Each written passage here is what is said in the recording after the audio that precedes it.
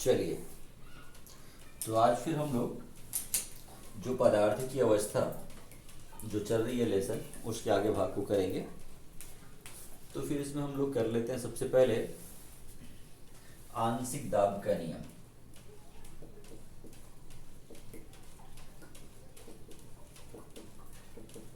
आंशिक दाब का नियम। तो इस नियम के अनुसार से स्थिर ताप पर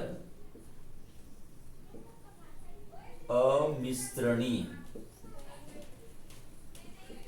गैसों का कुल दाब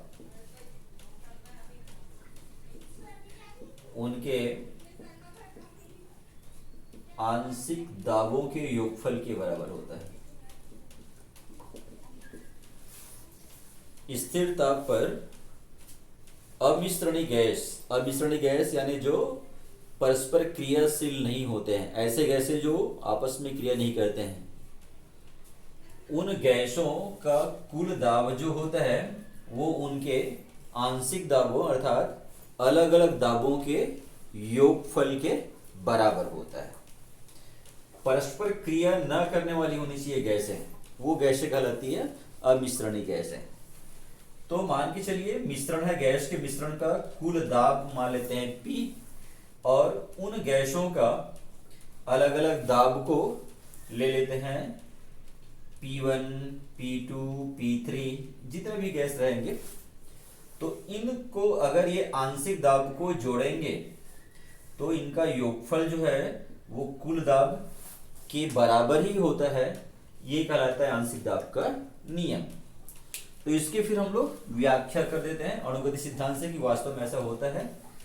तो मान के चलिए मेरे पास में तीन गैस है, A, B और C नामक तीन गैस है। इन गैसों को हमने V आयतन वाले पात्र में रखे हैं। एक ऐसे पात्र में भर रहे हैं जिसका आयतन V है, और ताप जो है समान ताप जो ले लेते हैं, समान ताप को ले लेते हैं, इसका T ले लेते हैं।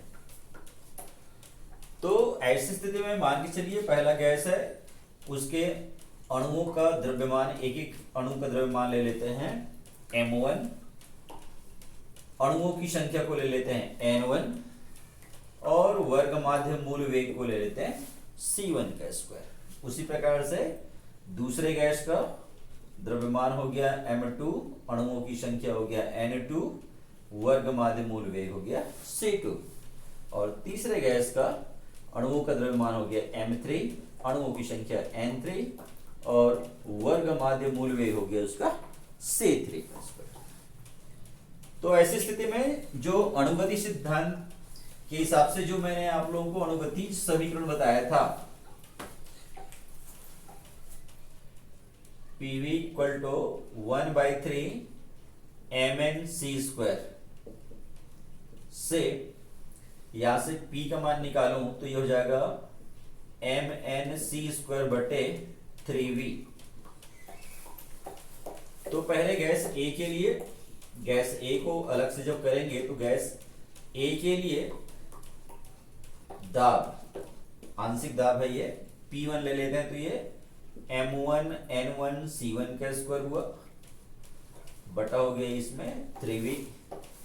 दूसरे गैस B के लिए करेंगे तो P2 equal to M2 N2 C2 का स्क्वायर बाई 3V, और तीसरे गैस C के लिए करेंगे, आंशिक दाब निकालेंगे तो P3 equal to M3 N3 C3 का स्क्वायर बाई हो जाएगा ये 3V। तो इस प्रकार से दाब को यहां पर की गणना करेंगे आगे। तो इसके लिए मैं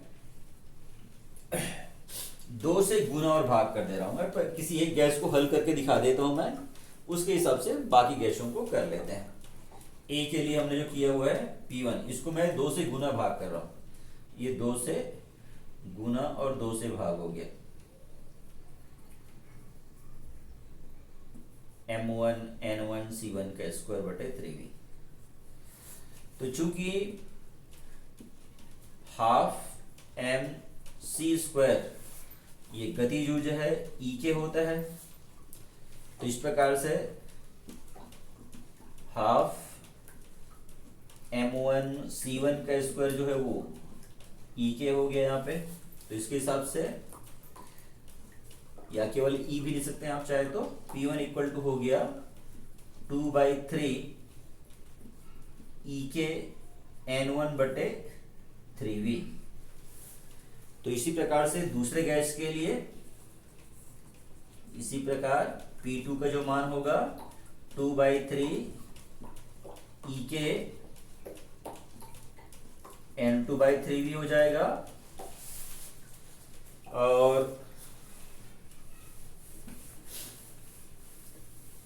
तीसरे गैस के लिए करें, P3 का मान निकालें तो 2/3 ई के N3/V हो जाएगा। यहाँ पे 3V नहीं होगा क्योंकि 3 को मैंने लिख चुका पहले से, V रहेगा बस।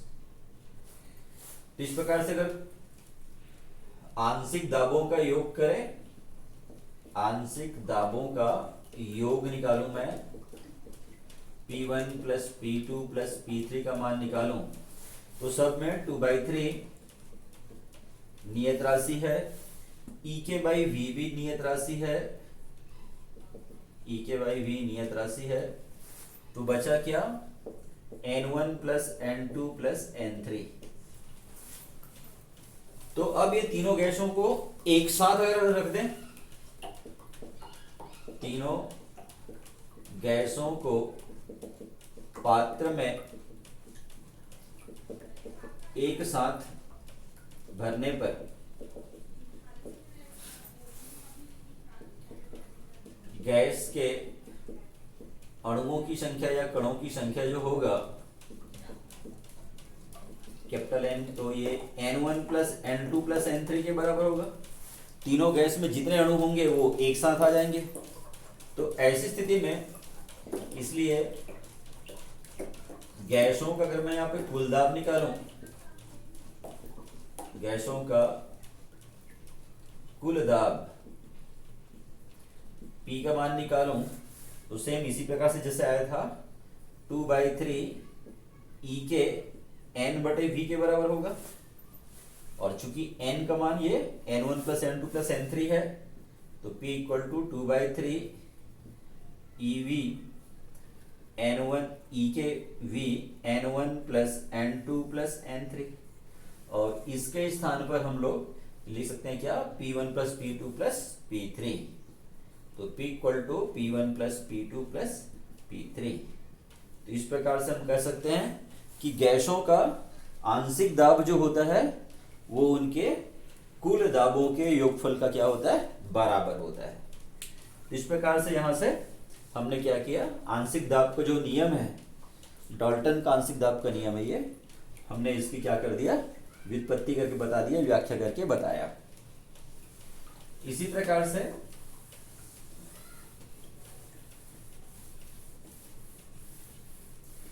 आगे देखें तो मैं शुरू दिन आप लोगों को जब आदर्श गैस बता रहा था तो बताया था कि ब्रह्मांड का कोई भी गैस, हमारे वायुमंडल में कोई भी गैस आदर्श गैस नहीं है। तो आदर्श गैस अगर नहीं है तो फिर वो क्या, कौन सी गैसें हैं, तो बताया था वो वास्तविक गैस है। वास्तविक गैसें का परिभाषा बताया कि वे गैसें जो आंशिक रूप से क्या करता है, बॉयलर चार्ल्स के नियमों का पालन करता है। यानी सीधी सी बात हुआ, इससे समझ में आता है कि प्रत्येक गैस आदर्श व्यवहार से विचलित होता है। गैसों का जो आदर्श व्यवहार है, जो अणुगति है ना, तो अणुगति सिद्धांत के हिसाब से मैंने आप लोगों को कुछ विशेषताएं भी बताया मैं आप लोगों को। तो वो जो आदर्श व्यवहार है, उस आदर्श व्यवहार से गैसों का विचलन होता है। तो आखिर विचलन क्यों होता है, क्यों कोई भी गैस आदर्श गैस की तरह व्यवहार नहीं करती है, तो उसको बताया वॉन डर वाल्स महोदय जी ने। गैसों का आदर्श व्यवहार से विचलन,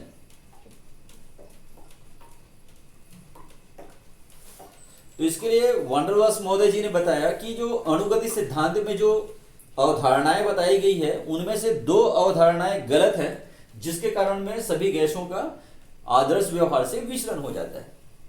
वो कौन कौन से अभिधारणाएं हैं जो गलत पाई गई? तो पहले उन्होंने बताया कि गैसों के अणुओं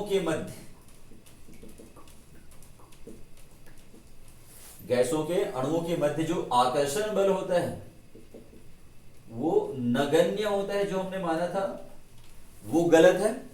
और दूसरा, गैसों के अणुओं का आयतन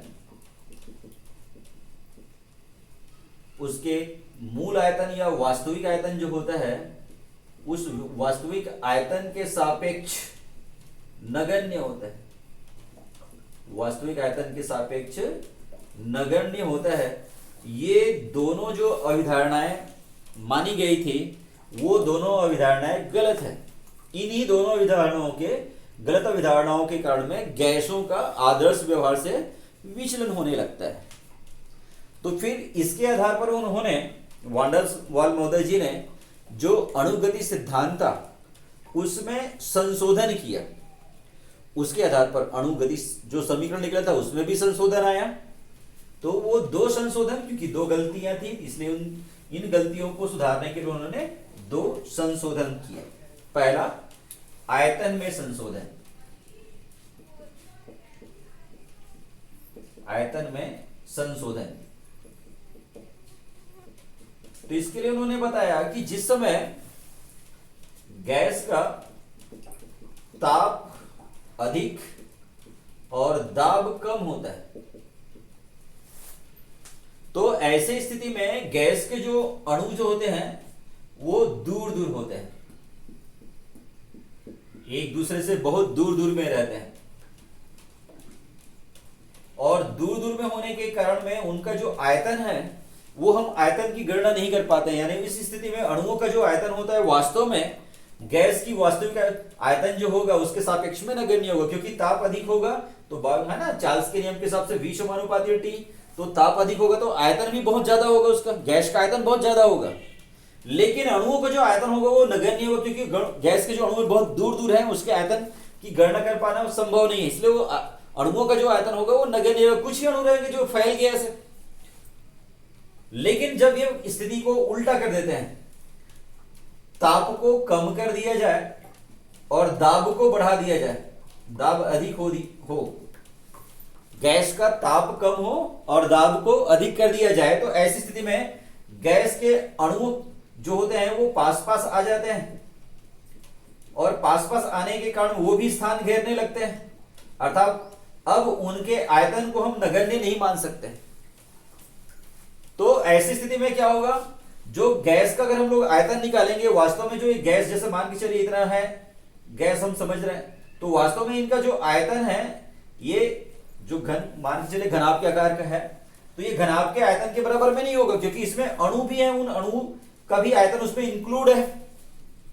तो इसके लिए हमको क्या करना पड़ेगा, गैस का अगर हमको वास्तविक आयतन निकालना हो तो ये अणुओं के आयतन को क्या करना पड़ेगा, उसमें से घटाना पड़ेगा, क्योंकि इतने पूरे आयतन, ये पात्र मान के चलिए पात्र जो है आयतन उसका V है, तो पूरे भाग में केवल गैस तो नहीं है, उसमें अणु भी स्थानों को घेरे हुए हैं, तो उनका भी आयतन उसमें इंक्लूड है, उसको हटाएंगे तब फिर गैस का आयतन हो जाएगा। तो मान के चलिए अणुओं का आयतन को B मान लिया जाए, तो ऐसी स्थिति में गैस का जो वास्तविक आयतन होगा, गैस का वास्तविक आयतन जो होगा वो गैस का वास्तविक आयतन V ना होकर के V माइनस B के बराबर में होगा। इसी प्रकार से दूसरा है दाब में संशोधन।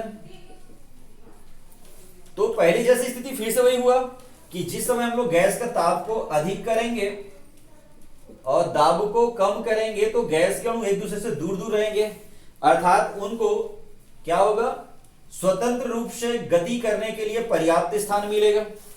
और जब पर्याप्त स्थान मिलेगा तो ऐसी स्थिति में गैस के जो अणु होंगे वो क्या होंगे, पात्र की दीवार से बहुत अधिक मात्रा में टकराते रहेंगे। और आपको मालूम है कि जब ये पात्र की दीवार से टकराते हैं तो दाब उत्पन्न होता है, तो उसके कारण में दाब इसमें अधिक रहेगा। लेकिन जैसे ही हम लोग स्थिति को चेंज कर देते हैं, गैस के ताप को कम कर देंगे और दाब को अधिक कर देंगे।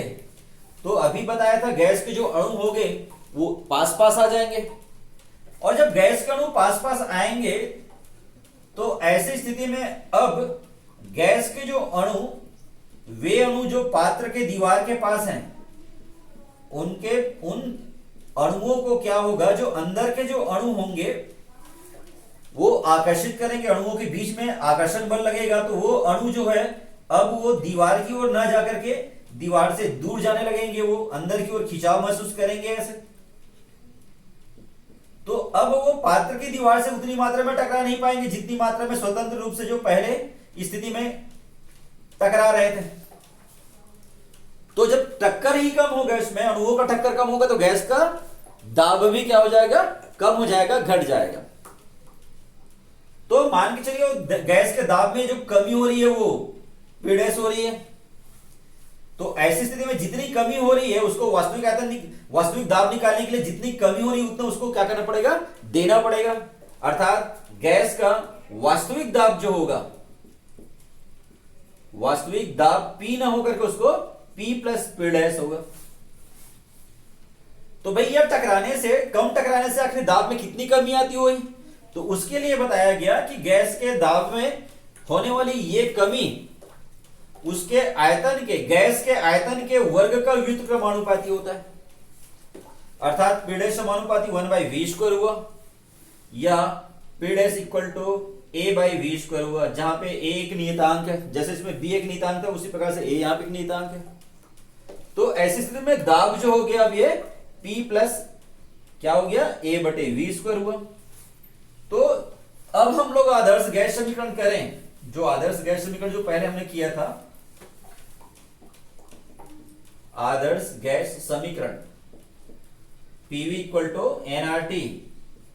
तो यहां पर भी P के प्लेस में हो गया P प्लस a/v², और V के जगह हो गया V minus B equal to nRT। तो ये वॉन डेर वाल्स का अवस्था समीकरण कहलाता है, वॉन डेर वाल्स का अवस्था समीकरण कहलाएगा ये, क्योंकि ये अवस्था दाब कौन सी अवस्था है, जिस समय दाब जो है वो कम रहेगा, और है ना, जिस समय दाब अधिक होगा और ताप कम रहेगा, ये अवस्थाओं के हिसाब से ये बदलते रहता है।